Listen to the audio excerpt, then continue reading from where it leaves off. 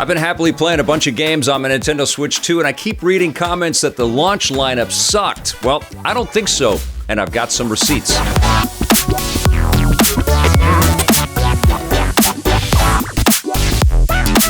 The Nintendo Switch 2 launched a couple of weeks ago, and there has been much dissection, much discussion. One of the things that Nintendo did with the Switch 2 is that they didn't give it to reviewers early, so we haven't had a ton of time with the system, with the software, to get acquainted with everything. All of us were on the same level playing field as the machine launched, and there's been a lot of back and forth about whether or not the launch titles for the Nintendo Switch 2 have been disappointing. And I've been reading that again and again, and I've been talking about how much fun I've been having with the Nintendo Switch 2. It was starting to drive me crazy because I kept reading over and over again that this was a real drop ball from Nintendo. This was nothing like previous launches. There's been lots of better launches from other consoles and stuff in the past. And so I put together a bit of a spreadsheet. I actually went back in time here and looked at launch lineups for a bunch of different systems. I went all the way back to 16-bit. I didn't go back into 8-bit. And I looked at launch titles for a variety of different game platforms from Nintendo, from Xbox, from PlayStation, and even from Sega, and I've done a little bit of a comparative analysis here. But first, let's take a quick rundown of the titles that were available on day one for Nintendo Switch 2, and we're already starting to see new releases coming for the platform, and a lot more coming down the pipeline, like Donkey Kong Bananza, which has just debuted a brand new direct, taking us deep into all of the cool new features for the game, and that's coming out in July, so within kind of the launch window. But we're only talking about the games that came out on the same day as these consoles have dropped. And for the Nintendo Switch 2, we had, of course, Mario Kart World, Cyberpunk 2077, Sonic Cross Shadows Generations, a new version of the game made for the functionality of the Nintendo Switch 2, Fast Fusion, which was a sequel to Fast RMX, which launched with the original Switch, Street Fighter 6, which of course was enhanced for Nintendo Switch 2, was never on the Switch 1 platform. No Man's Sky got some big updates for Switch 2, Nintendo Switch Welcome Tour, which should have been a pack-in, yes, Puyo Puyo Tetris 2S, which doesn't really need 4K functionality, but it's in there.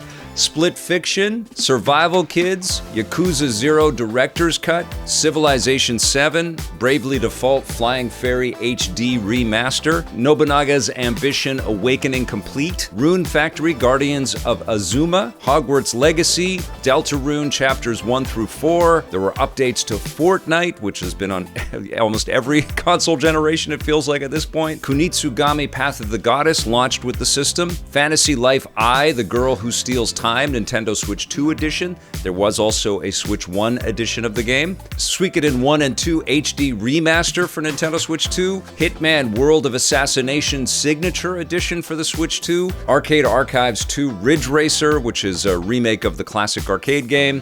And of course, we got the GameCube titles if you're a Nintendo Switch Online Plus expansion pack subscriber, so that's Soul Calibur, F-Zero GX, and The Legend of Zelda Wind Waker. And then the enhanced Switch 1 games. For my money, that's a pretty damn good collection of titles to start playing your Switch 2 with. Now, if I'm going to boil down my favorites from the Nintendo Switch 2 launch lineup, and I'm still playing these games, there were a lot of titles dropped at the same time, so I'm still navigating through all of them. But if I'm picking my faves, it's Cyberpunk 2077, which is a 10 out of 10 experience in maybe an 8 out of 10 wrapper. There are some concessions that you make, but then you also pick up that portability with this experience as well. So I think it levels out to maybe a 9 out of 10 for this game alone. Sonic Cross Shadow Generations, which there was a Switch 1 port, but it looks incredibly glossy in both handheld mode and on the big screen in 4K. I think this game is absolutely gorgeous, and I think it's an essential pickup if you've got the Nintendo Switch 2, quite frankly. I love this freaking game. I'd give it easily an 8.5 or a 9 out of 10. Fast Fusion is really fun. It's overshadowed by the complexities and the vast amount of gameplay options in Mario Kart World, but Fast Fusion is really freaking cool. I love the fact that you can take a couple of the craft and actually fuse them together and make a new one and improve that way. And the environmental art in this game is absolutely gorgeous. So I'd probably give this one an 8 out of 10. Street Fighter 6 on Nintendo Switch 2 is wonderful. You get all of the characters from Season 1 and 2. You get some Switch 2 exclusive mini modes like Gyro Battle and Calorie Contest. It looks incredible in handheld mode. You just won't believe how gorgeous it looks, and it looks really freaking beautiful on the big screen on the TV. Now, it doesn't look as beautiful as it does on PlayStation 5 Pro, but it looks very close, and man, this is an incredible game. Easily a 9 out of 10 for the Switch 2 version. The other Switch 2 launch title, which I think is a terrific pickup, and honestly, there are still a few more that I haven't even checked out yet, but Yakuza 0 Director's Cut is wonderful.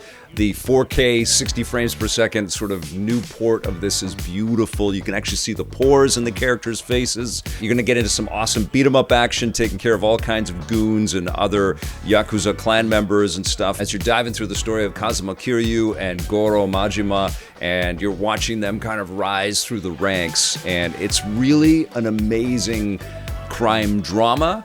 And it's a beautiful setting, and it looks absolutely gorgeous on the Nintendo Switch 2. Again, I'd give this game a 9 out of 10, but I don't know if this is essential if you've already played it, if you already have a different version of this game, because it's a remake of a PlayStation 3 experience, but it runs beautifully on the Switch 2. And there is a new mode which is much more focused on beat-em-up action called Red Light Raid, and you can choose between characters and just get into some fisticuffs with all kinds of different characters from the story. But that's not the centerpiece. The real showcase of this game is the core story. It's incredible, and it really sets up the whole wider Yakuza universe. So Sega was smart to start with this on the Switch 2. And of course, the granddaddy of everything here is Mario Kart World, which I'll create a separate video for, but I love this freaking Mario Kart experience. It is wonderful. Is it my favorite?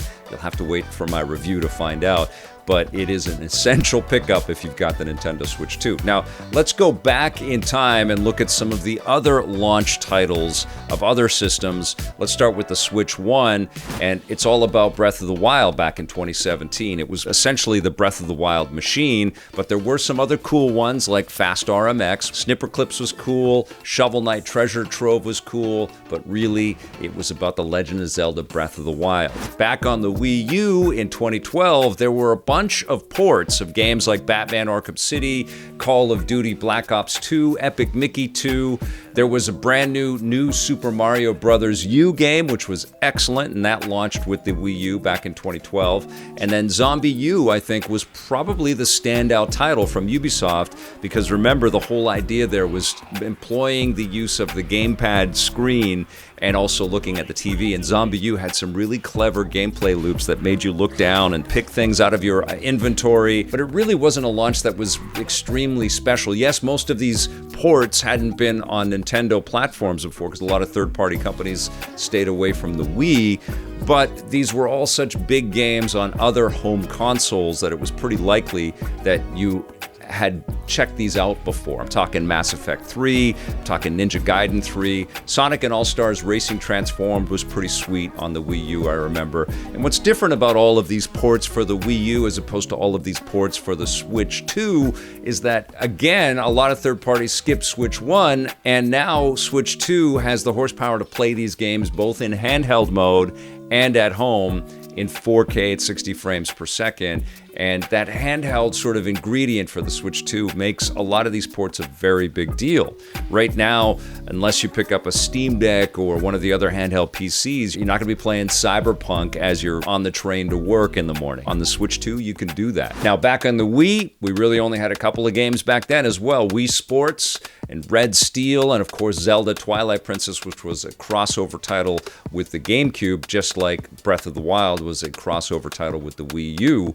And there were other games like Call of Duty. I didn't really include Call of Duty as standout titles in any of these lists because they're across all the platforms on this sort of annual basis. But Tony Hawk's Downhill Jam was a bit disappointing. I remember that. Marvel Ultimate Alliance. Remember, at the Wii, there was a lot of gimmicky stuff where you were just waving around the Wiimote, and not all of it worked all that well. Now, back on the GameCube, Luigi's Mansion was kind of a cool tech demo, I felt. It wasn't the greatest video game of all time, but it was a very good-looking game and a very cool look at some awesome tech that was included with the GameCube. Wave Race Blue Storm was fun, but again, not as good as Wave Race was on Nintendo 64. Star Wars Rogue Squadron 2, I think, was the standout game for the GameCube launch, but there were Madden games and NHL games, Batman Vengeance, which was a pretty big disappointment. Super Monkey Ball was also a pretty damn good launch title for the GameCube. On the Nintendo 64, it was Super Mario 64 and Pilot Wings 64, and that was it. We had two excellent games, but that was it. Now, the Super Nintendo back in 1991, this was interesting. There were only 5 games, but every one of them was unbelievable. Super Mario World, F-Zero, SimCity, Gradius 3, and Pilot Wings. All of them essential pickups, all of them timeless, all wonderful to dive back into even today. Those games have really stood the test of time. So comparative to the other home consoles, and I didn't get into the handheld stuff, but comparative to the other home consoles, I think the Switch 2 did very well just from Nintendo, but let's talk a little bit about how some of the launch lineups for the other systems went. For the PlayStation 1 back in 1995, this was actually a pretty phenomenal launch because it was moving games into 3D in some remarkable ways, and I'm talking about titles like Air Combat and Battle Arena Toshinden, which employed weapon combat and 3D mechanics. Very, very ambitious and cool for its time. ESPN Extreme Games, I remember loving that game. It employed some 3D techniques and some 2D sprite work, but it was just ridiculously enjoyable. Kind of looked like an update on the Road Rash formula that EA had crafted for the SEGA Genesis. Jumping Flash was an unbelievably cool launch title where we got into the eyes of a giant robot and had to navigate these platforms in 3D space. It was almost like a precursor to a VR experience. And then there were a lot of generic things like Kilik, the DNA Imperative, Nova Storm, Rapid Reload. Ubisoft brought Rayman to the PlayStation 1, and that was an interesting 2D experience to play on the PS1. But Ridge Racer was phenomenal from Namco. We absolutely adored that game when that came out. And I think one of the standout games for me for the launch, probably my favorite launch game, is WipEout from Psygnosis, which was so ahead of its time. It was such a remarkable experience, kind of lifting on F-Zero, but giving us this future environment, this future world that was so sleek to race around in. I love the PlayStation 1 launch lineup. There are some bangers there. PlayStation 2, I think, didn't fare quite as well. Fantavision was memorable because it was a fireworks video game, but it was very strange, and it was really mostly about racing on the PlayStation 2, talking about Smuggler's Run and Midnight Club, both from Rockstar, both fun. One was city-based, one was off-road based, enjoyable, but the standout for the launch titles was definitely SSX on the PlayStation 2. For PlayStation 3 in 2006, we got a lot of sports stuff, Tiger Woods, and NHL, and NBA, and Madden, but then we also got Marvel Ultimate Alliance, which was a pretty phenomenal top-down role-playing experience with all the Marvel superheroes. That was a really cool game, but I think it was Resistance Fall of Man from Insomniac, which really kind of shocked us. You know, great enhanced new visuals for the PlayStation 3 generation. It was really addictive in terms of its storytelling. That was a hell of a fun game. But a lot of stuff that kind of was just sort of mid-level. Even Call of Duty 3 was just okay, and Blazing Angels, Squadrons of World War II, I remember I really wanted to love that game, but I thought it was just okay. For PlayStation 4, a lot of titles that were crossover from PS3 to PS4, like Injustice, Gods Among Us, the Ultimate Edition, and then there were a lot of sports titles, Madden, NBA. We had a Need for Speed game, Rivals, which was a little bit disappointing. I remember digging Resogun, which was a smaller one from Housemarque.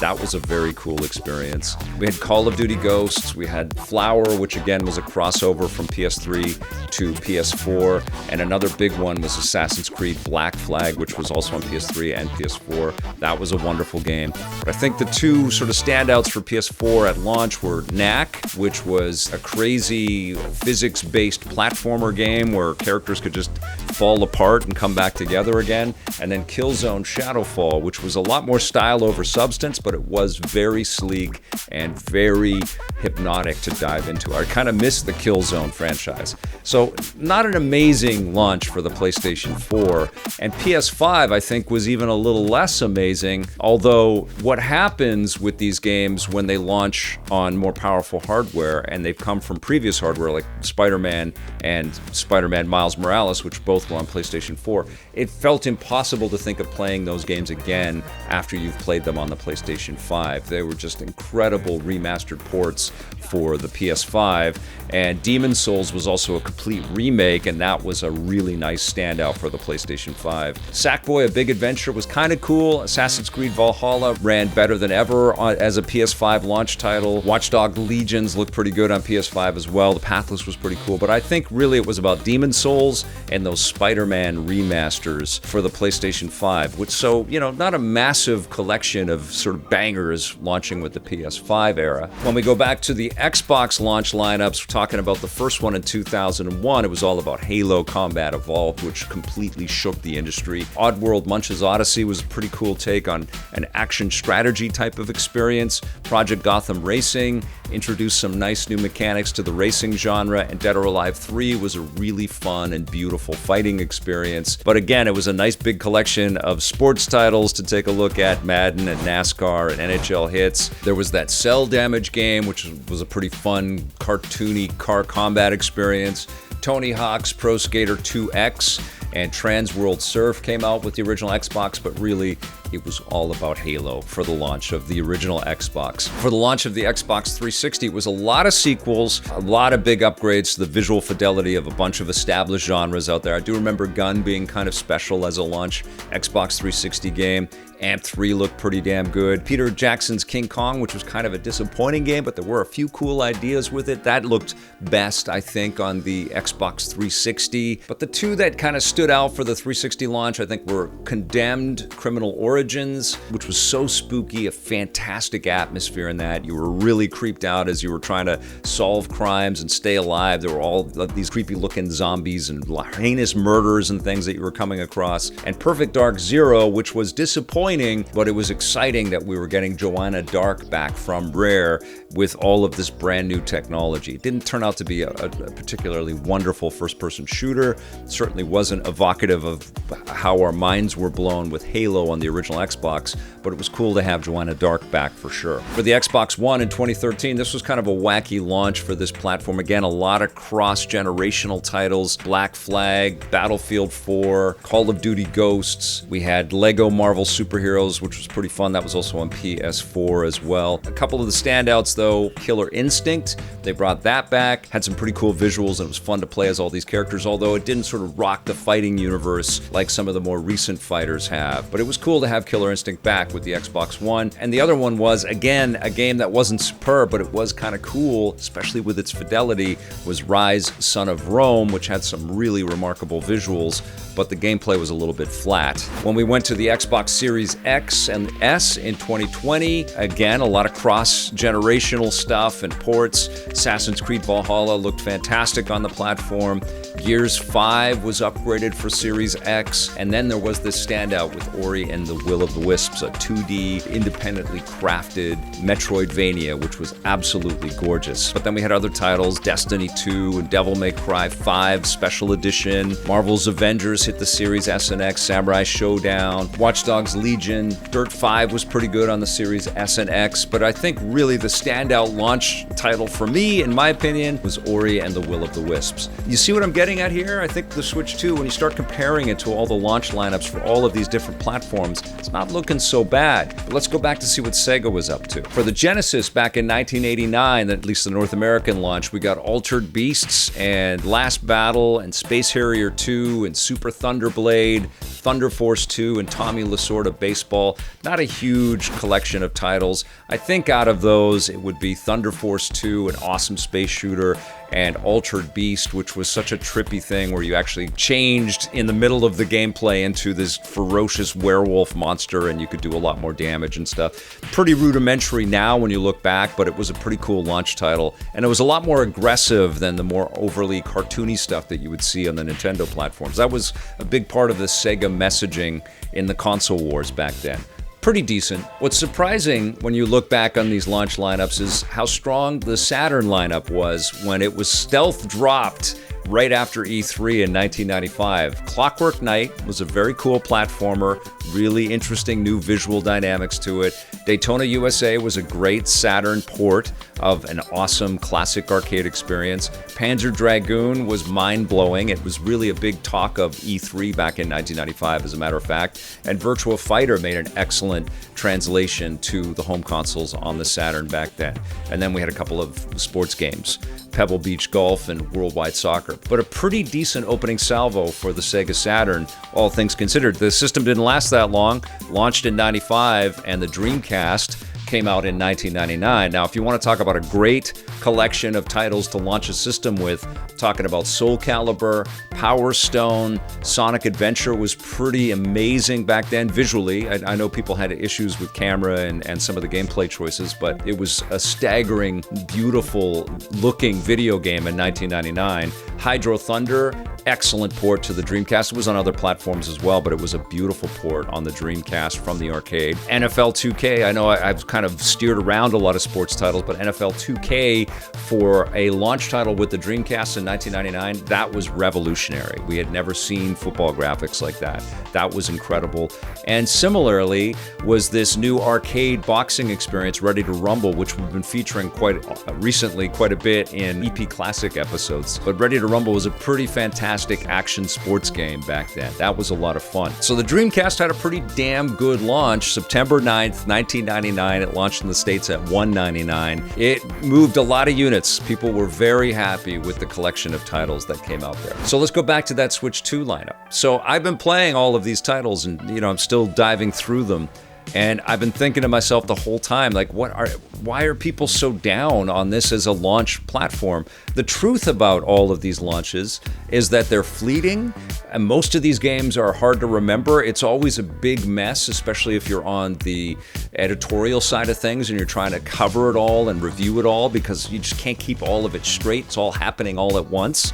And it just becomes this kind of murky cloud as these machines launch. And I think we reflect back on some of these titles, and some of them really stand the test of time, but a lot of them kind of drift away, as just titles to fill inventory. And I think when you measure everything up together and you look at the functionality of what the Switch 2 offers, that hybrid functionality, 4K upscaling, and the thing that I've been punching on as I've been talking about the Switch 2 so far, this is the first time that Nintendo's offering not only backwards compatibility, but enhanced versions of software that you can't imagine ever going back to play on that original hardware. And I'm specifically thinking about games like The Legend of Zelda, Link's Awakening, and Echoes of Wisdom. I mean, I can't imagine playing those again on Switch 1 architecture. It is like you get a new lease on life with some of these classic games on this hardware. Nintendo's never done that before. You could maybe play Game Boy games on your Super Nintendo or Game Boy Advance games on your GameCube or something like that. But to enhance these games, to convert them into more frames per second and upscale the resolution, like the way that Super Mario Odyssey runs on the Switch 2, this is fantastic. And sure, it's not perfect, this launch lineup. It would have been awesome to have a new Mario 3D action adventure to go along with this collection. But I think we're going to be playing Mario Kart World for a long time to come. I think Nintendo's got big plans to keep adding to that game over time. They've certainly created the world for it, and they can fill it with all kinds of stuff. And there's going to be a lot of improvements and enhancements even to these launch titles as they get patched and upgraded. I've noticed that Fast Fusion is going to get an upgrade from Shinin so that it's running at native 4K resolution on the Switch 2. So we're going to start to see that as developers get more comfortable with the hardware, and that install base, which is already starting out very strong, just continues to grow. So in terms of the pecking order of where the Nintendo Switch 2 sits across all of these hardware launches and the titles that came with them, I don't think this sort of sits at the very top of the heap. I think consoles like the Dreamcast had a pretty phenomenal launch. The Super Nintendo didn't have a ton of games, but all of them were great for the Super Nintendo launch. I also think that the PlayStation 1 launch was so important and so transformative. It really kind of showcased that 3D gaming was here, and it was only going to get better and better. So I don't think Switch 2 kind of hits those high marks, but it's not far from the top. I think it's really damn good. But I want to hear what you guys think, especially you Switch 2 owners. Are you happy with the collection of games that you've got to kind of play through as we wait for titles like Donkey Kong Bananza to launch and the other games that are headed our way, Metroid Prime 4 Beyond? I can't wait for that. I can't wait for the other surprises for the Switch 2 as well. But personally, I think this has been a really solid collection of titles to get lost in and to get familiar with this new hardware as we're playing through all of these titles. But let me know your thoughts in the comments below. Thank you so much for watching. Thanks for hitting that subscribe button and the thumbs up if you like this video. Thanks for sharing it with your friends out there if you want to spread the word about EP. We will see you soon, and until then, play forever.